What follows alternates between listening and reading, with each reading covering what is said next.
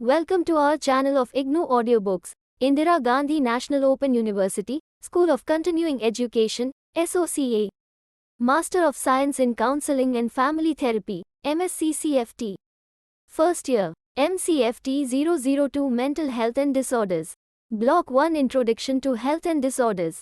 Unit 1 Notions of Mental Health and Disorders. 1.1 Introduction. The World Health Organization, WHO, has defined health as a state of complete physical, mental and social well-being and not merely the absence of disease or infirmity. This comprehensive definition puts together the different attributes of health for us and makes it clear that the concept of health extends beyond the popularly held notion of health being restricted to physical well-being. We can see that this definition of health includes other aspects as well, mental health being one of them. Mental health deals with one's psychological and emotional well-being, the ability of an individual to lead an independent life, maintain satisfying relationships, to handle usual day-to-day life stress, find a way out of usual difficult situations while having a sense of competence, are all indicators of good mental health. The current unit focuses on this aspect. Objectives. After studying this unit, you will be able to define mental health and describe concept of mental health. Explain the attributes of mental health. Describe models and concepts of mental health, and describe concept of normality and positive mental health. 1.2 Mental health. In this section, we will define mental health and its importance in one's life. We will study why it is important to study mental health. Further, we will discuss various models of mental health. 1.2.1 Definition of mental health. As described earlier, mental health refers to an individual's emotional and psychological well-being. It can be defined as a state of emotional and psychological well-being in which an individual is able to use her or his cognitive and emotional capabilities to function in society and meet the ordinary demands of everyday life. It can also be defined as a state of successful performance of mental functions, in terms of thought, mood and behavior. This state, in turn, results in productive activities, fulfilling relationships with others, the ability to adapt, to change and to cope with adversity. However, one must not equate mental health with mere absence of mental abnormality. A comprehensive conceptualization of mental health would mean a state of well-being in which the individual A. realizes her or his own abilities, B. can cope with the normal stresses of life, C. can work productively and fruitfully, and D. is able to make a contribution to the community. Mental health deals with different aspects of our lives including A. how we feel about ourselves, B. how we feel about others, C. how we are able to meet the demands of life. Put in other words, it implies the capacity of an individual to form harmonious relations with others, and to participate in, or contribute constructively to, changes in her or his physical and social environment. Moreover, it is not a static entity. Rather, it is dynamic and subject to variations and fluctuations. In its positive sense, mental health is the foundation for well-being and effective functioning for an individual and for a community. 1.2.2 Why study mental health? There is no health without mental health. General well-being has been defined as a balanced nourishment of the mind, body and spirit. However, the focus of attention over the years has been the loss of health state rather than the state of health itself. As a result, the efforts have primarily been aimed at conditions representing the loss of health state, that is, the disease state, and the study of health state per se has taken the back seat. An example of such approach can be found out in the popularly held notion that acknowledges the need to remove the obvious distress and dysfunction associated with mental disorders. While this notion is not wrong in itself, it becomes counterproductive beyond a point since it targets the resolution of this distress and dysfunction as the final goal. One can understand such an approach emerging from the assumption that mental health could be ensured by ensuring the absence of mental disorders. Over the years, especially the last few decades, this assumption has increasingly been challenged. It has been proposed that mental disorders and mental health are two interrelated but independent constructs that should be measured independently. Thus, rather then being used interchangeably or one subsuming the other. The two constructs require equal attention. To understand the issue, we can use the example of a student taking a written entrance examination to appear for an interview. To qualify for the interview, one needs to score beyond a cutoff point in the written examination. Thus, a score above the cutoff point, or, in other words, absence of a score below the cutoff point, would mean that the student has qualified in the written examination and is eligible for the interview. However, it would in no way ensure she or he gets the top rank. To get the top rank, the effort has to be aimed at more than merely ensuring the absence of a score below the cutoff point. Similarly, the absence of mental abnormality or subnormality would only ensure that the individual is not diseased. In order to ensure the optimum state of health, one would require presence of certain additional attributes. So, we can conclude that while absence of mental disorder is a prerequisite to the state of mental well-being, a mere absence of mental disorders does not ensure optimum functioning of an individual. In fact, it has been found that many individuals otherwise free of mental disorder do not feel healthy or function well. Up to 50% of the mental health service receivers in United States are free from a diagnosable mental disorder. This has to be seen in the light of findings that relatively few adults who are free of any of the mental disorders could be classified as completely mentally healthy. Research has shown us that measures of subjective well-being are related to those of common mental illnesses, yet the two are governed by certain distinct factors. This parallel but independent relation of the mental disorder and mental health states is reflected in the findings from the upcoming studies which have linked certain physical conditions to the complete mental health states. These findings are significant as they are adding new light to previously held understanding that link these physical states with the diagnosable mental disorders. Thus, it becomes essential to understand in mental health 1.2.3 models of mental health. Efforts have been made to explain the concept of mental health in different ways. These models of defining mental health have been directed by the ongoing understanding of the issue and outlook of the individuals attempting to define it. To get a holistic picture, one needs to have a basic knowledge of these diverse models. These models of conceptualization of this issue are being given here for a better understanding of the evolution of this concept. 1. The biological model. Mental health is a biological entity. The concept of health, especially the physical health, has been successfully defined in terms of its biological determinants and attributes. It has been a practice over the years to find the underlying basis of the health and thereby a lack of it, diseases, disorder, in terms of physical factors within the body or the environment. The classical etiopathogenesis model of the triad of the host, the agent and the environment is an example of the same. According to this model, a disease-causing agent, like a virus, residing in conducive environment, cold and damp conditions, that helps in its survival and spread, on reaching an appropriate host, like a child with reduced immunity, induces the disease. This model has been able to explain almost all the disorders of the body and thus has helped to explore the attributes of health as well. Attempts have been made to explain the mental health in terms of these and related physical attributes. This model puts the emphasis on the ongoing physical process within the brain as the governing factor. The human emotions, behavior and effect that are observable are the outer manifestations of the underlying primary process. While it seems to be a possible and plausible explanation, it has certain shortcomings. The underlying structural, physiological and biochemical basis of most of the mental and behavioral disorders have not been identified and defined yet. Although with ongoing refinement in the investigative techniques these biological underpinnings are being revealed, but it seems unlikely that the complete human behavior and psychology could be decoded to a set of genes or group of chemicals. Thus, while the biological model is likely to provide a significant contribution to the understanding of the mental health, it is unlikely to suffice on its own in this regard. 2. Mental health as an ecological balance.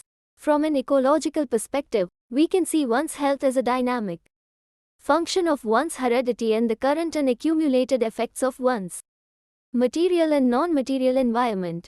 This is what has been described as a type of ecological balance that the mental health provides an individual to cope with the surroundings. As per this model, health and disease are representatives of a state of dynamic equilibrium, while disease means a dominance of negative or unfavorable adaptation of the individual to the environment. Health represents a dominance of positive adaptations.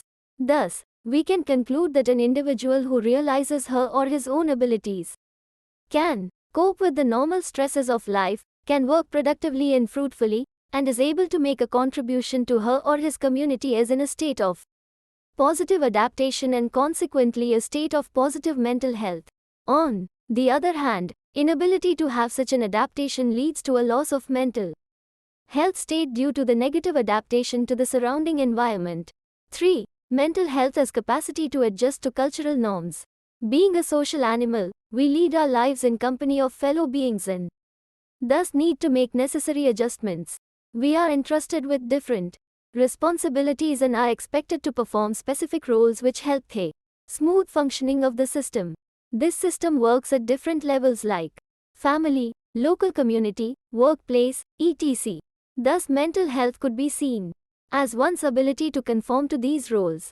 By this notion, mental health could be seen as one's ability to have a family, hold a job, conform to local regulations and rules and to derive pleasure out of opportunities that are present. The main limitation of this model is the variable acceptable norms across the cultures that would make the definition of mental health very heterogeneous. 4. Mental health defined in terms of a theory of mental functioning.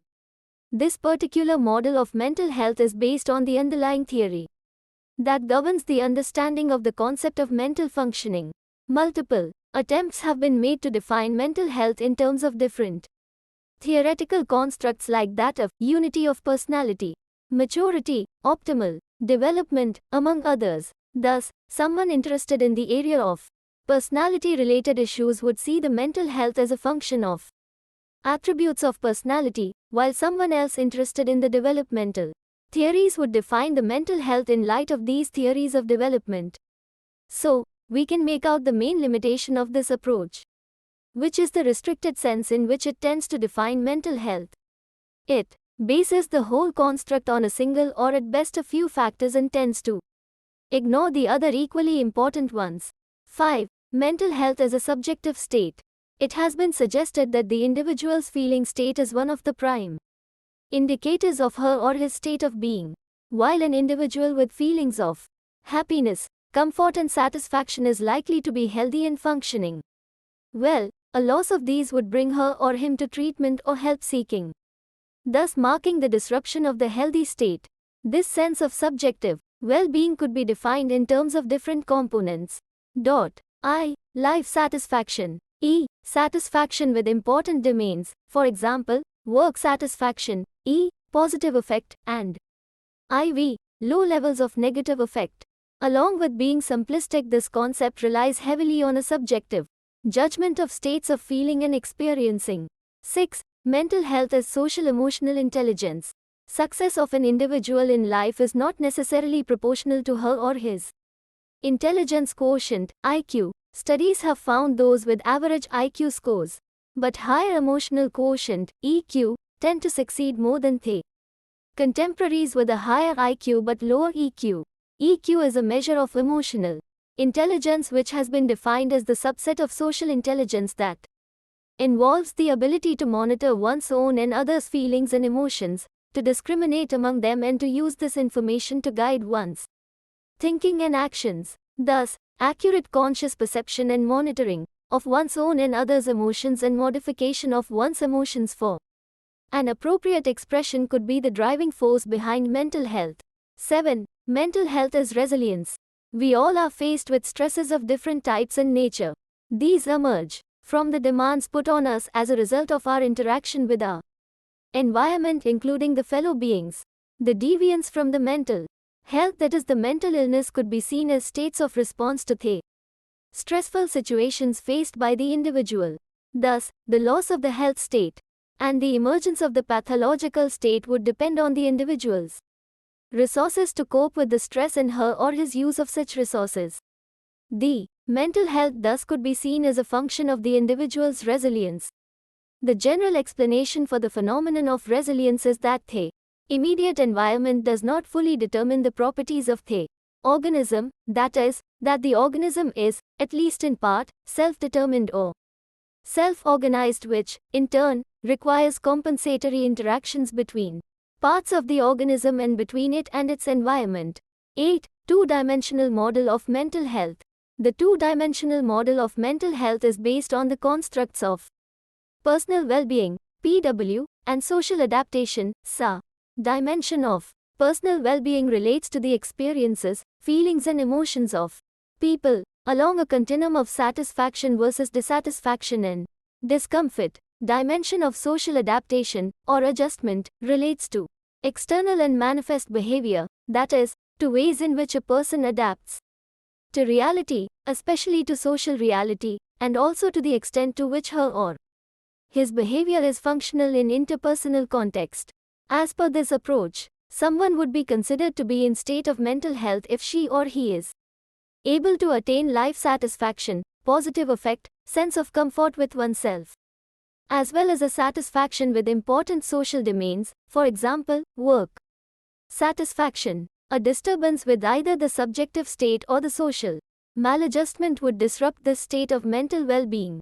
9. The hybrid model, mental health defined by multiple criteria.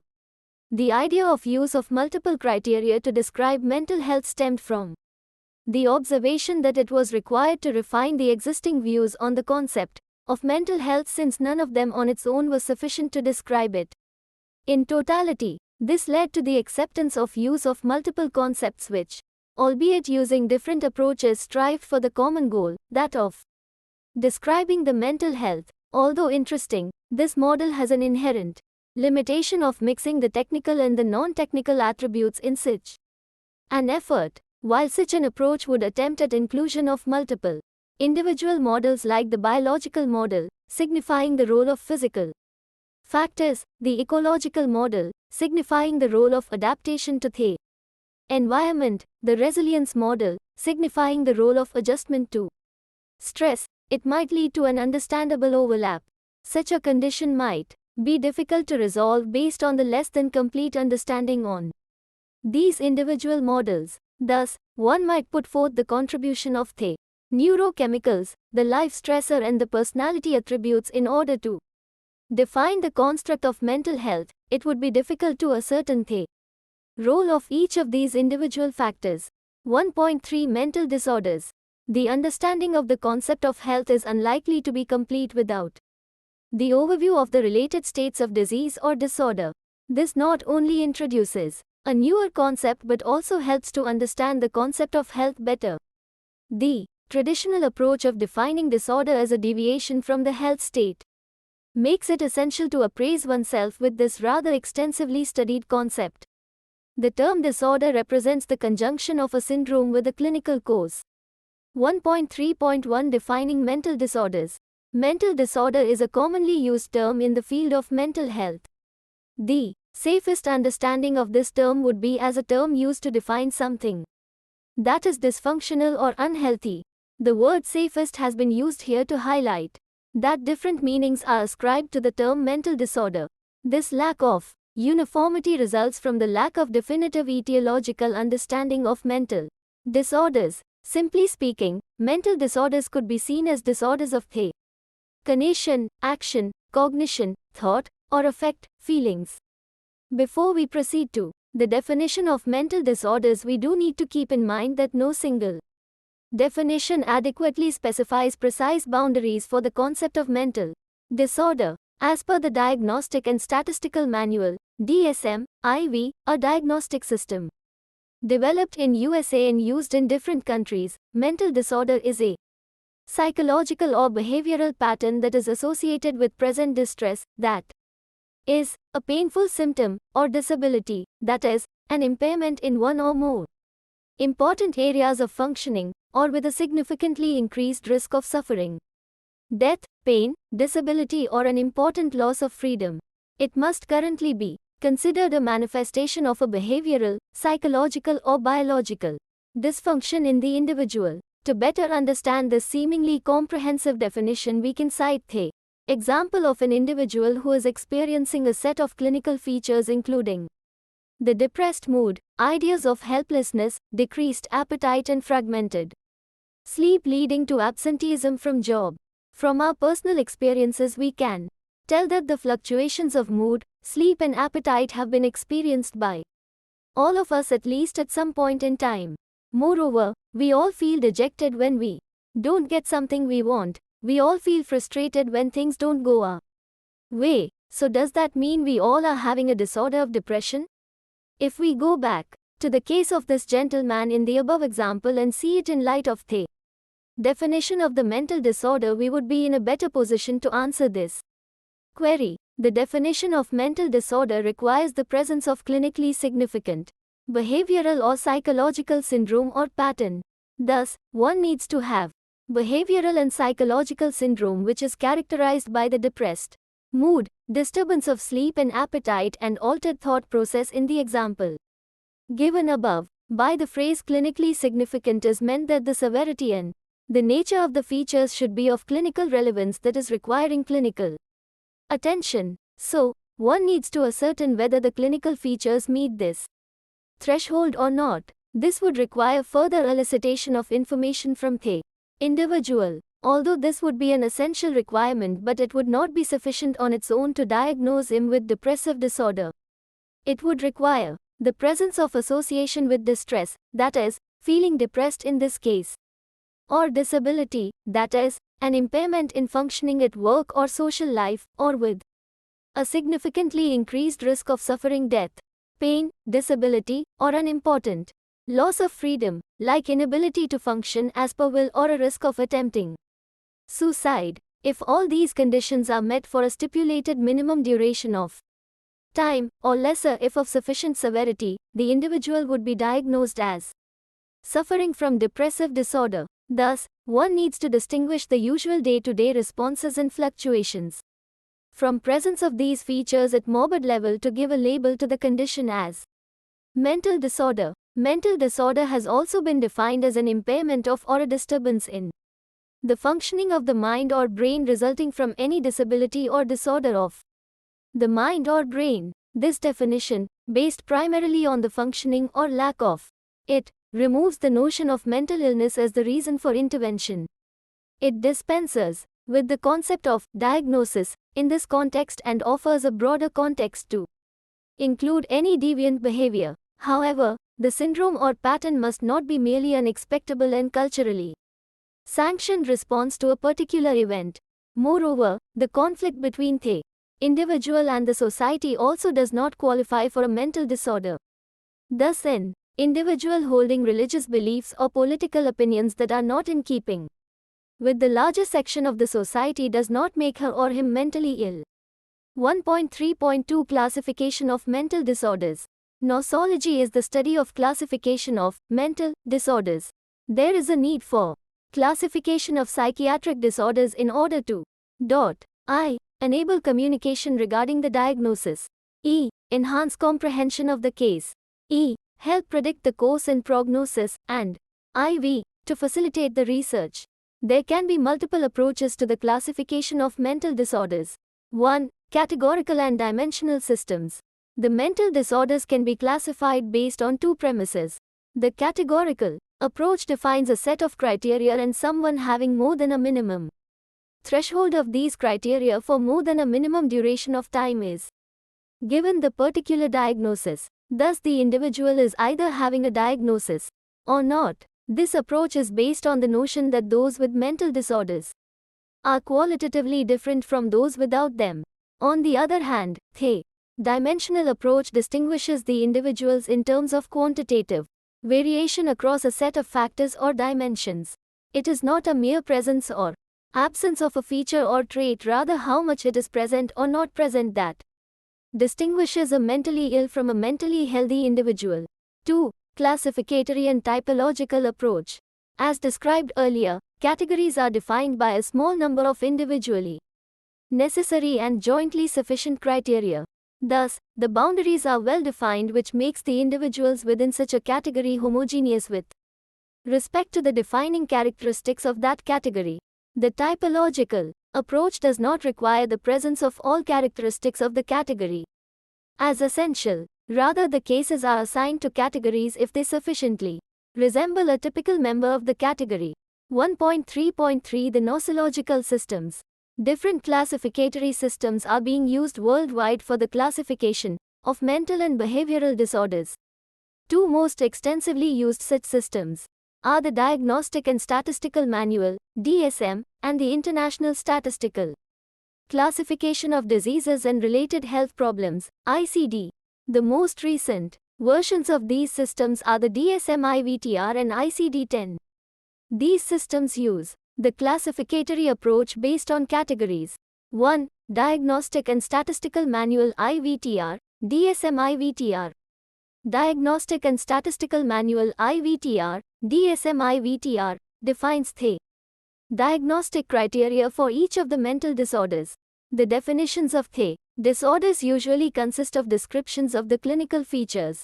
These criteria include a list of features and how many must be present for the diagnosis to be made. DSM-IVTR is primarily a theoretical classificatory system with regard to causes. It is a multi-axial system that comprises 5 axes.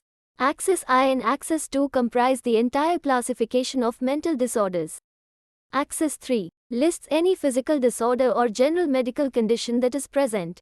Axis IV is used to code psychosocial and environmental problems that contribute significantly to the development or the exacerbation of the current disorder. And Axis V is the Global Assessment of Functioning (GAF) scale. 2. International Statistical Classification of Diseases and Related Health Problems ICD-10. Chapter 5, coded as F, of ICD-10 lists the mental and behavioral disorders. ICD-10 uses an alphanumeric code composed of a letter followed by several digits. The first digit of the Chapter 5 diagnostic codes denotes 10 major classes of mental and behavioral disorders, F0 through F9. The multiaxial presentation of ICD-10 is composed of 3 axes, Axis I comprising of the clinical diagnosis, Axis II comprising of the disablement, and Axis III describing the contextual factors. There are also diagnostic criteria for research, DCR, and primary health version of ICD as well. 1.4 Normality. While attempting to define the concepts of health and disorder, it becomes imperative to understand what is meant by normality. In this section of the unit, we would learn about the concept of normality. 1.4.1 Definition of normality. Normality has been defined as patterns of behavior or personality traits that are typical or that conform to some standard of proper and acceptable ways of behaving and being. However, this approach has been criticized because of the value judgment that is inherent to it. It needs a set of well-defined criteria that lay out what is proper and acceptable way of behaving. Not only is it likely to vary with the culture, but within the same culture there are likely to be deviations to the well-defined and acceptable norm. An individual would be seen as autonormal or heteronormal depending on her or his conformity to the concept of normality as set by her or his own or another society, respectively.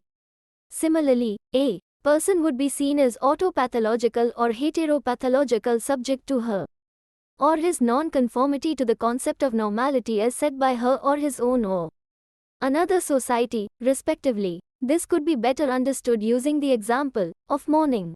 There is a wide variation in the culturally acceptable ways of going through grief following loss of a life. While some cultures subsume the open societal expression of the mourning as normal, others might see it as a rather personal event. Thus, if an individual expresses her or his grief in one of the permissive cultures, she or he would be considered normal or usual, autonormal, by that particular culture. However, such an expression would be considered as abnormal by the other culture, heteropathological. Similarly, an absence of such an expression by the individual would be treated as abnormal by the permissive culture, autopathological, while it would become normal for the Other culture, heteronormal. 1.4.2 Models of normality. Different attempts have been made to conceptualize normality. This has given rise to multiple models which focus on different facets of functioning that constitute normality. 1. Normality as health. Disease state has traditionally been seen as a deviation from the normal. Thus, when one is diseased, it means that one has lost the usual state of being normal. In this sense, health has been equated with normality. It is thus assumed that being free from any disease or disorder by itself makes one healthy and thus normal. 2. Normality as average. According to this model, the conformity of an individual with the middle ranges of distribution of an attribute makes her or him normal. Those lying at the extremities of this range are likely to be abnormal. Thus, individual is seen in context of the whole group rather than in terms of her or his individual potential. Based on this model, normality and abnormality could be represented as the often used bell-shaped curve. The majority, that is those confined to the central zones, would represent the normality, while those falling on the either extremes would be considered as abnormal. 3. Normality as utopia. While the previous concepts define normality as either absence of certain state, disease state, or conforming to the average, the utopian model sees it as a state of optimal functioning. Thus, a mere absence of disease state does not reflect the usual or the normal, rather it is the achievement of highest level of harmonious intra-individual and inter-individual interactions that constitute normality. This ensures that the individual contributes and functions at her or his optimum level. 4. Normality as a process. Rather than defining normality as a state, this model conceptualizes it as an ongoing process governed by the interaction of multiple factors. This reflects the importance of the temporal changes as well as the ever-changing dynamic nature of normality. 1.5 Positive mental health.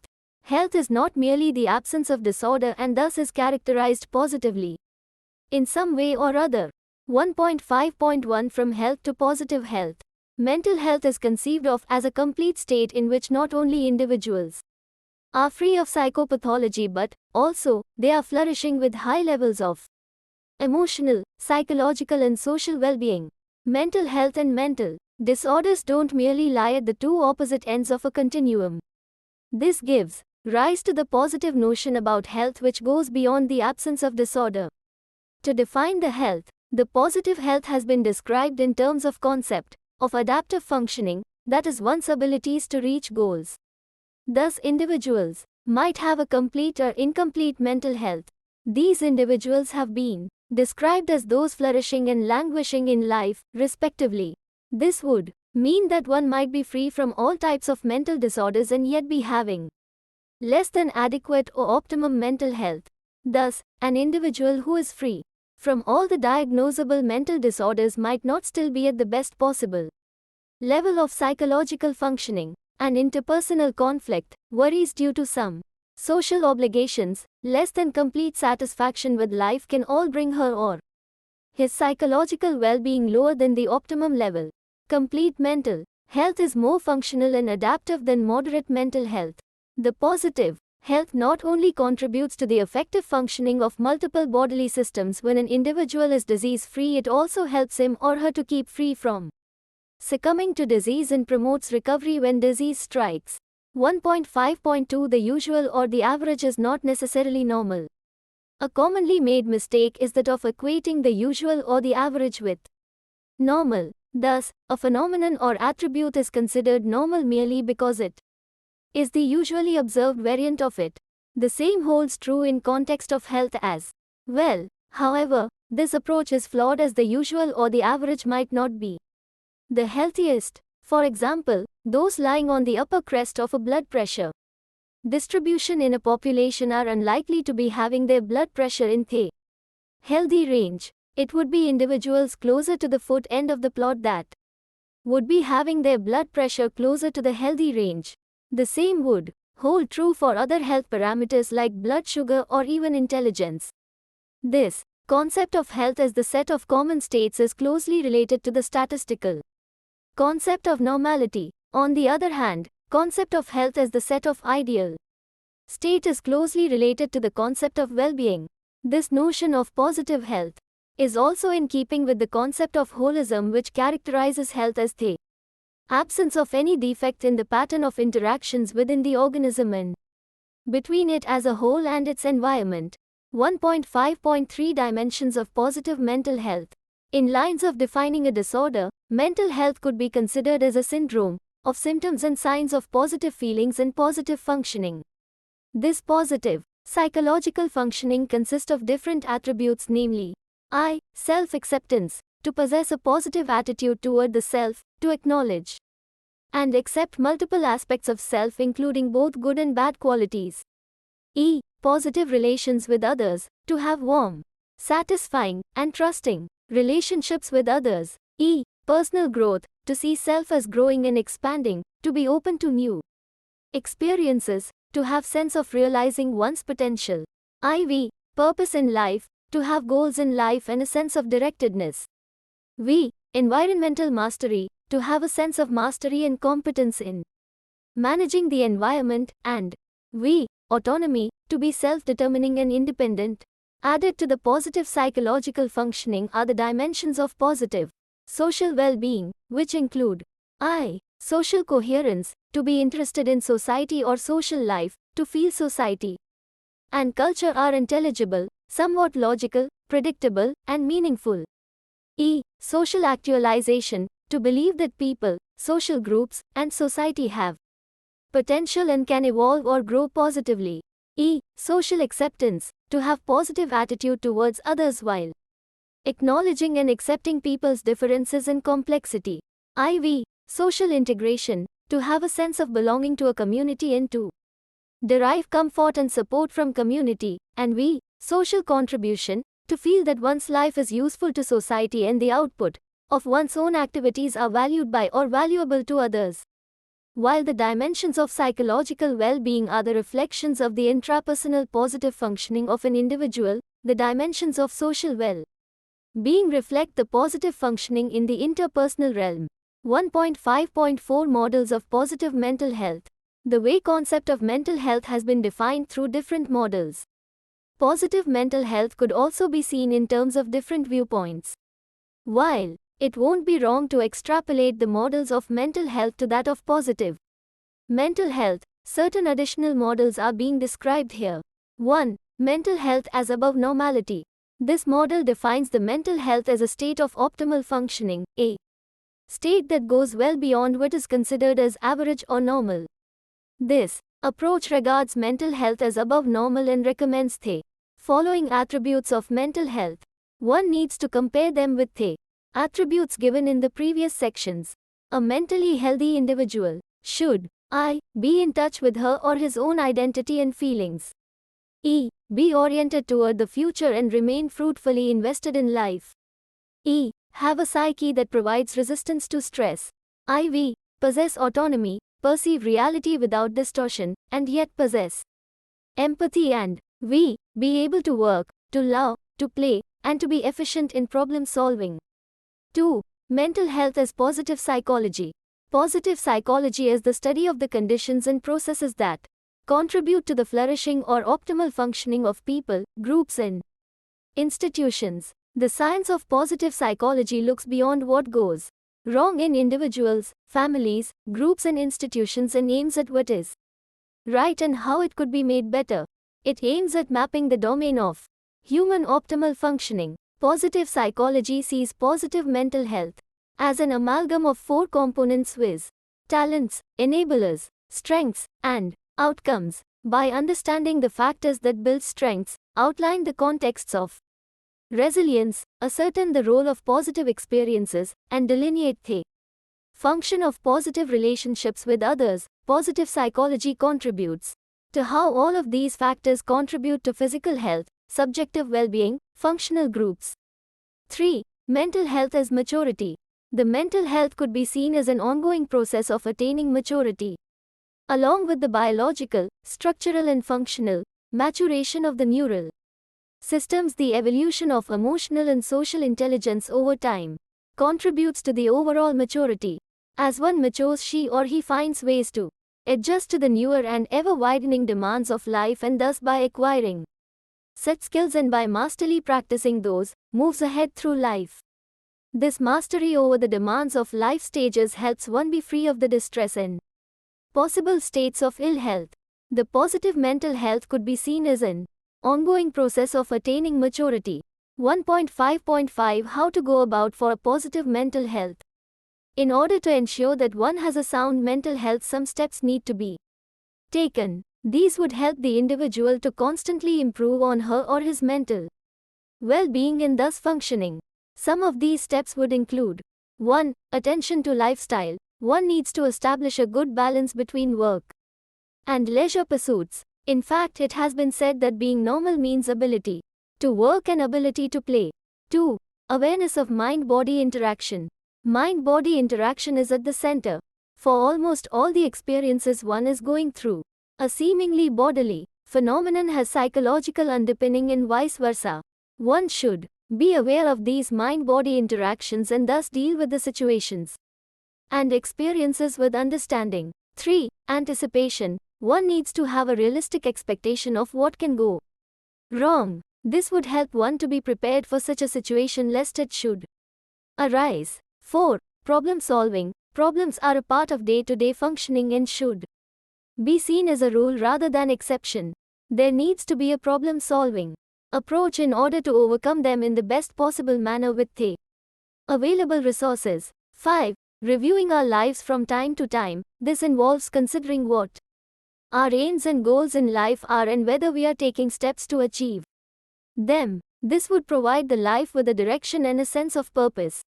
1.6 Summary. Mental health is a wider concept that requires an understanding into the closely related but distinct concept of mental disorders. Equally important is the understanding of the concept of normality and positive mental health. These concepts can be understood using different models which have their own advantages and limitations. To have a better understanding on the issue, one needs to take into account all the strengths and limitations of each of the individual models and then build on from there. These models have their underpinnings in the biological, psychological and social school of thoughts from which they have been derived. Thank you for watching. We will see you in the next video with the next chapter.